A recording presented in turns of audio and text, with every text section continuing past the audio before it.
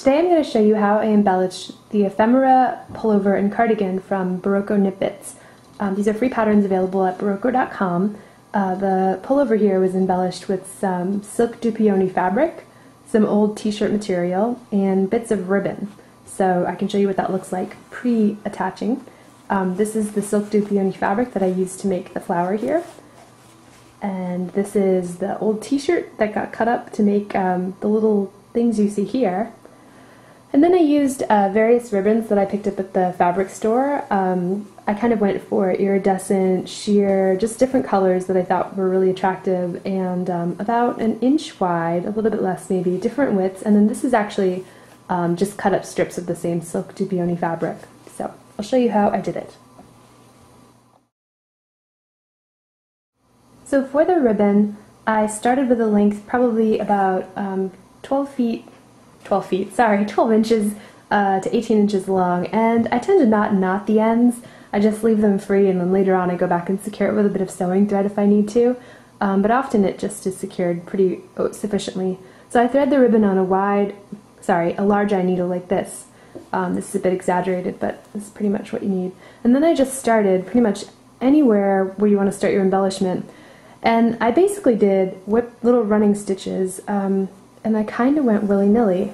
To be honest, I didn't have much of a plan, and this is going to sound a little hippy-dippy, but I just let the ribbon kind of tell me what it wanted to do. So here you can see this one is curling a bit, so it's curling, and yeah, you don't want to do what I'm doing, which is put too much tension on the ribbon. You don't want to cause the fabric to pucker. So let's see, kind of just fill in some area here. I was going for a bit of a floral motif, but you can do anything you want. It's obviously a little abstract, so oops, lost my ribbon there. So I kind of like how it's curling and puffing, so I would probably fill in, maybe complete the petal formation there, maybe make it look a little neater. A great thing about this kind of embroidery is that you can just easily undo it. Loosen it if you don't like it, undo it, and start again.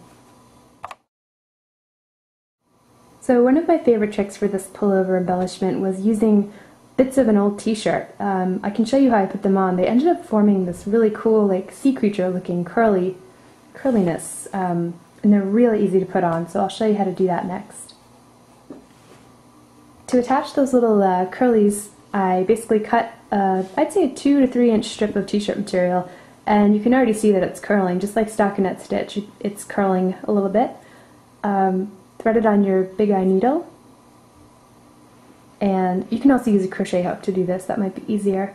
And just pull it through your knit fabric, anywhere that you want to start these. And there you have this little tie, and you just want to knot it, maybe a couple times, securely, until you have a whole area filled with these little things.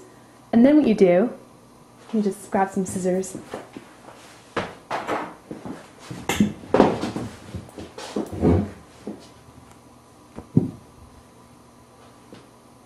so after you have an area filled with these little things, you can cut them. Just cut straight across. And cut them in different lengths, but if you've tied enough of them, they kind of start to bunch up. And you can see this little cut edge. It forms a little rosette looking thing almost. Really cool. I loved how these came out. I also did a bunch of these with the ribbon, and that formed different effects. Some of the edges of the fabric start to fray. You can see that right there. And it looks really pretty. So the last thing I added to my ephemera pullover embellishment was this flower in the middle. A little bit of a smooshed rosette made from the silk dupioni fabric. So I'll show you how I did that. So to make your rosette, cut a strip of about 2 inches wide and probably a little over a foot long. And this is, yeah, I'd say this is about 12 inches right here. And what I did was I just started to twist the fabric, like so. And then I folded it in on itself, kind of making a circular rosette shape. And I wasn't too precious about it. I didn't want it to look too perfect or too neat. I just kind of played around with it until it resembled a flower. So this one's obviously a little messier than the one in the finished pullover, but it gives you the idea of how I made it.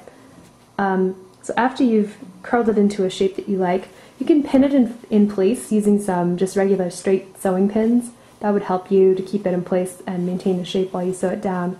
Then just thread a regular sewing needle. I have hot pink thread here, but you probably want something that matches either your sweater or the fabric here. Probably the fabric here would be my choice. And then just start at one edge on the outer edge of the flower and pierce right through the silk fabric and your sweater.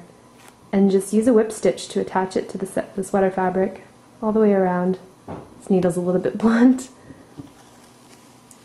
So do that all the way around the edge, and then you can kind of go inside here and just tack it down in a few places if you like. You can keep it as 3D or as flat as you want to, using however many stitches you'd like to do either of those effects.